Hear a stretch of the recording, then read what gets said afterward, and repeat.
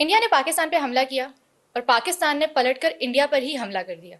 ये शिकवा किया है प्राइम मिनिस्टर मोदी साहब ने। और ये बात वैसे ही है कि आप रेस्टोरेंट पे खाना खाने जाएं और वहाँ जाके खाना खाएं और उसके बाद कहें कि रेस्टोरेंट वालों ने तो बिल हम ही से ले लिया। लेकिन बड़ी एक अजीब सी बात है, हुआ ये है कि जो पाकिस्तान पे हमला किया भारत ने, उस हमले से पाकिस्तान में कुछ न्यूक्लियर रेडिएशन की बात हुई है कि न्यूक्लियर रेडिएशन लीक हुआ है। ये खबर कहाँ से आई, इस पे बात करते हैं। और उस खबर के साथ फिर क्या हुआ, उसे इंटरनेशनल एजेंसी ने कैसे रिजेक्ट किया उस क्लेम को, इसको भी डिस्कस करेंगे। फिर उसके बाद प्राइम मिनिस्टर मोदी ने आज, और डिफेंस मिनिस्टर इंडिया के, उन्होंने भी पाकिस्तान के न्यूक्लियर प्रोग्राम से रिलेटेड कुछ स्टेटमेंट्स दिए हैं। इन सारी चीज़ों पर बात करते हैं। अस्सलाम वालेकुम। वालेकुम अस्सलाम। बिल्कुल आपने मोदी के स्टाइल में कहा कि पाकिस्तान ने पलटकर भारत पे भारत हमला पे कर ही हमला दिया। कर दिया। ये आपके काफी इन्फ्लुएंस कितनी हो गया है इनोसेंस थी उस जुमले में। इंडियन मीडिया का काफी असर हो गया आप पे।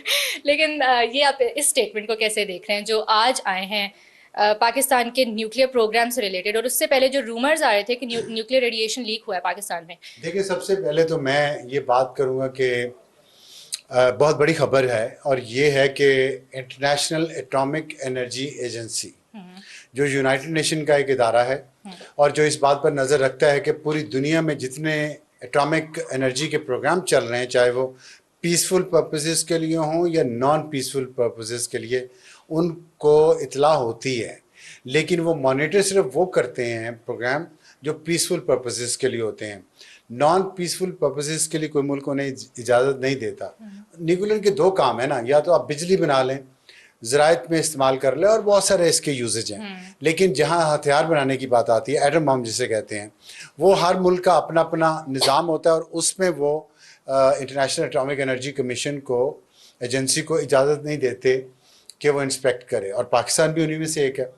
अब मैं तो ये तो उन्होंने मक्कू ठप दिया है उस फेक न्यूज़ का जो पिछले कई दिनों से इंडिया चला रहा था, इंडिया का मीडिया चला रहा था, इंडिया के मुख्तलिफ लोग चला रहे थे। और इसकी वजह है, ये फेक न्यूज़ क्यों चल रही थी, इसकी एक वजह है। मैं आपको वजह बताता हूँ, लेकिन पहले मैं आपको ये बता दूँ, याद करवा दूँ, बताया तो पहले भी है कि यूनाइटेड नेशंस ही की एक रिपोर्ट है कि फेक न्यूज़ दुनिया के लिए सबसे बड़ा ख़तरा है। और इस फेक न्यूज़ का जो किंग ऑफ स्काई है वो तो पाकिस्तान एयरफोर्स है। तो किंग ऑफ फेक न्यूज़ जो है इस वक्त इंडिया पूरी दुनिया में इस्टेब्लिश हो चुका है।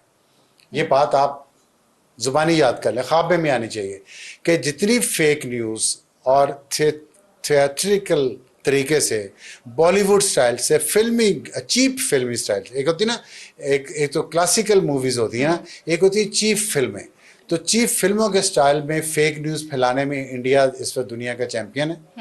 और वो चैम्पियननेस उनकी इस हद तक चली गई कि एटॉमिक एनर्जी एजेंसी दुनिया की को इसमें इंटरफेयर करना पड़ा, और एक रख के उन्होंने जो है ना कान के नीचे दी है इंडियंस के।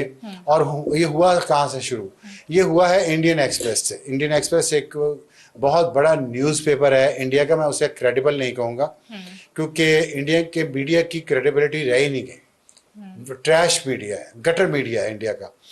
लेकिन इंडियन एक्सप्रेस का कभी बहुत नाम होता था, और शायद उसकी वजह ये थी कि मेरे एक बहुत करीबी दोस्त उसके लिए काम करते थे। अच्छा। पाकिस्तान से, तो मैं उसको बहुत क्रेडिबल समझता था। हाँ। लेकिन उसने इस फेक न्यूज़ की बुनियाद पे जो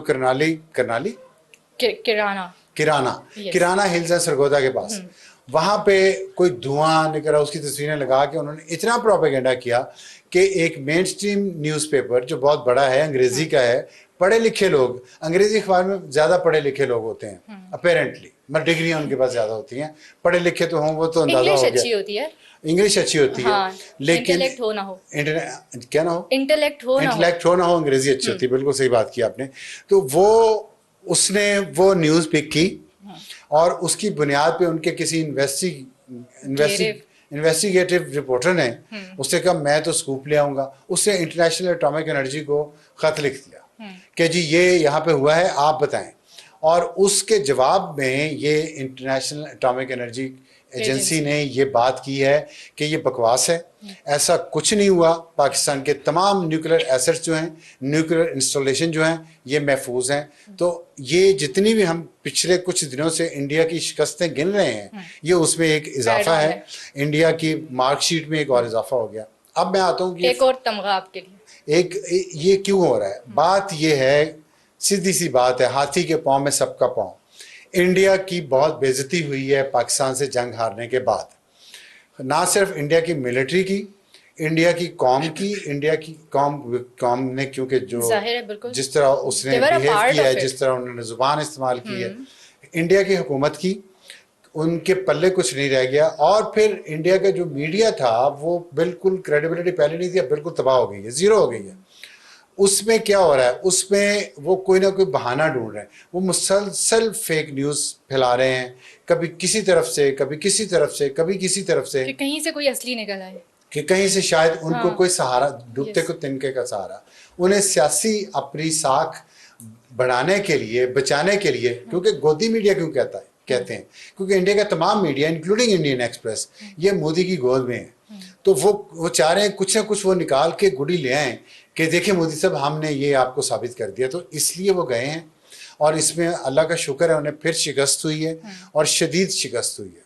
अब मैं ये जो आपको, आज के स्टेटमेंट्स हैं, मैं उस पे आता हूँ। अब उसमें इशू ये है कि इसके बाद ये ख़त्म हो गया। अब उनका, अब वो बहाने ढूंढने, कभी कोई फेक न्यूज़ लेके आएंगे, और ये मुसलसल सिलसिला चलेगा, ये आप भी याद रखिएगा। और पाकिस्तानी मीडिया को, पाकिस्तान की हुकूमत को भी ये याद रखना चाहिए कि ये लोग शिकस्त से इतना तिलमिला गए हैं कि ये अब कुछ ना कुछ करते रहेंगे। जैसा कि राजनाथ की आप एक स्टेटमेंट बता रही थी, वो और बताइए। प्राइम मिनिस्टर मोदी ने भी कहा है ना कि ये जो इंटरनेशनल एटॉमिक एनर्जी एजेंसी, इसको पाकिस्तान के न्यूक्लियर प्रोग्राम का चार्ज जो है वो ले लेना चाहिए। तो बंदा पूछे पहले मोदी से कि तू उनकी खाला का पुत्र है, कि पहले तुम्हारा क्यों ना लें चार्ज, पहले अपना चार्ज दें ना, फिर तो हम अपना चार्ज देने का सोचें या ना सोचें, we are a sovereign country. लेकिन क्या इंडिया, ये जो इसके अंदर बदमाशी है ना इंडिया के अंदर, और खासकर मोदी के अंदर, मैं बुली हूँ, I can get scot free with anything, I am the Israel of South Asia. बस करो, मैं कुछ और नहीं कहना चाहता। होल्ड ऑन, आप नहीं हैं इंडिया के इजराइल, आप इंडिया के आप साउथ एशिया के बदमाश नहीं हैं, साउथ एशिया के इजराइल नहीं हैं। और उसकी साउथ एशिया के बदमाश को अमेरिका की सपोर्ट की जरूरत है। अमेरिका ने क्या कहा, हम इस पे बाद में आते हैं। अमेरिका ने भी एक शटअप कॉल दी है इंडिया को, चपेड़ अमेरिका ने भी लगाई। ठीक है, अब चपेड़ों को उन्हें असर नहीं होता, असल में चपेड़ें खा के इतने आदी हो गए हैं कि 2 दिन ना पड़े तो वो उन्हें लगता है कि कुछ मिसिंग है। अच्छा, उसमें जो मोदी ने कहा है वो भी खसियानी बिल्ली खंबा नोचे वाली बात है ना।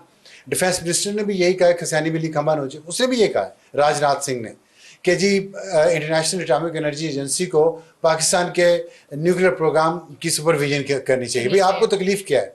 तकलीफ एक है इन सबको, तकलीफ ये है कि जो जंग बंदी हुई है जिस पे इंडिया माना है, उस दिन जब 10 मई को पाकिस्तान ने टका के जवाब दिया है और बोलती बंद की है इंडियंस की, और उनको समझ आई है इंडिया को, इंडिया के अवाम को, कि ये बॉलीवुड फिल्म नहीं चल रही, सचमुच की जंग है और पाकिस्तान हम पे हमला करेगा। पाकिस्तान का जो विलन दिखाते हैं कि एक उसने सुराखों वाली सफ़ेद रंग की टोपी पहनी होती है, आंखों में सुरमा लगा के और दाढ़ी छोटी छोटी रख के, तो वो फिर रहा होता है हवानक सा बन के। तो इनका ख्याल था पाकिस्तान सारा ही ऐसा है। पाकिस्तान ने बड़ी स्मार्ट गेम खेली है, डिप्लोमेटिकली उन्हें शिकस्त दी है, मीडिया के फ्रंट पे उन्हें शिकस्त दी है, और पाकिस्तान ने फ़ौरन जवाब नहीं दिया ताकि पूरी दुनिया को रजिस्टर हो जाए कि हु इज़ द एग्रेसर और कौन ज्यादती कर रहा है। अब कल उनके फॉरेन ऑफिस ने कहा है कि पहलगाम पे किसी ने क्वेश्चन पूछा सहाफ़ी ने, तो उन्होंने कहा पहलगाम पे तो अभी हमारी इन्वेस्टिगेशन हो रही है, अभी तो हमने कंक्लूड ही नहीं किया। तो उनसे पूछा जाए कि भाई जब आपकी इन्वेस्टिगेशन ही कंप्लीट नहीं हुई तो आपने पाकिस्तान पे हमला क्यों किया? अम्ब लेने के लिए, तो अम्ब ले लेना फिर आगे। तो उसके ये जो पैदर पे उन्हें शिकस्त हो रही है इंडिया को, तो वो बहाने ढूंढ रहे हैं। अब उन्हीं बहानों में ये बहाना आ गया। पहले सोशल मीडिया पे फेक न्यूज़ फैलाई कि वहाँ पे किराना हिल्स पे वो लीक हो गया है, उसके बाद कह दिया कि जी वो उस पे IAEA का आ गया कि नहीं ऐसा कुछ भी नहीं है, पाकिस्तान के सारे एसेट्स अल्लाह का शुक्र है सेफ हैं, सिक्योर हैं। तो अब उन्होंने ये कर दिया है कि जी वो एटॉमिक एनर्जी एजेंसी को पाकिस्तान के असासों का ले लेना चाहिए। इंशाल्लाह ये भी नाकाम होगी। एक और चीज़ भी है, न्यूयॉर्क टाइम्स की खबर है, मैं उसका जिक्र करना चाहता हूँ। न्यूयॉर्क टाइम्स ने अब ये किया है कि सैटेलाइट की पिक्चर्स ली हैं पाकिस्तान के बेसिस पे जिस पे हमला हुआ और जो दिखाई हैं।